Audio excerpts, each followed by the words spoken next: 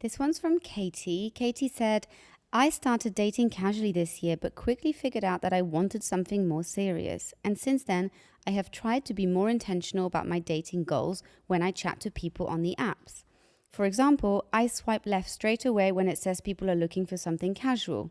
However, I wonder what your thoughts are on the I'm open to seeing where things go guy. Often when I share my intentions for dating when I'm chatting on apps, I get responses that say, well, if the right girl came along, I'd totally be open to seeing where it goes. I find myself unsure of whether to date people who have this kind of dating goal, if you can call it a goal, because it feels as though it creates a power imbalance or something, as if it puts the pressure on me to be that girl that makes them want a relationship, as opposed to being two people who want the same things and want to find out if it's with each other. Do you bother dating men with this type of dating goal, or do you just send them their way? Is it a recipe for disaster? Love the podcast and thank you for everything that you do. Katie. Hey, Katie. I really like that she referred to this genre of men as the I'm open to seeing where things go guy. I think it's very common. Yeah. It's also, I think her instincts are good in that it's a very weak answer. And I want to point out that it almost, in some ways, it sounds more hopeful than it is.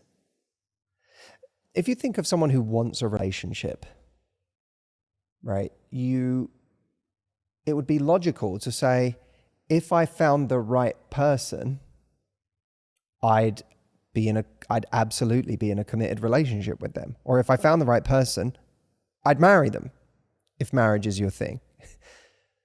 Seen in that context, it's a weird thing for someone to say, if I met the right girl, I'd be open to seeing where it goes. What I hear when I read that is, if I met the right girl, it's still not a sure thing. Yeah. I'm still sort of, all your work is ahead of you. I'm still just seeing what that might become. Well, she astutely said, right, it's basically, she feels like she doesn't just have to convince them to want a relationship with her. She feels like she has to convince them to want a relationship altogether, which is a big difference.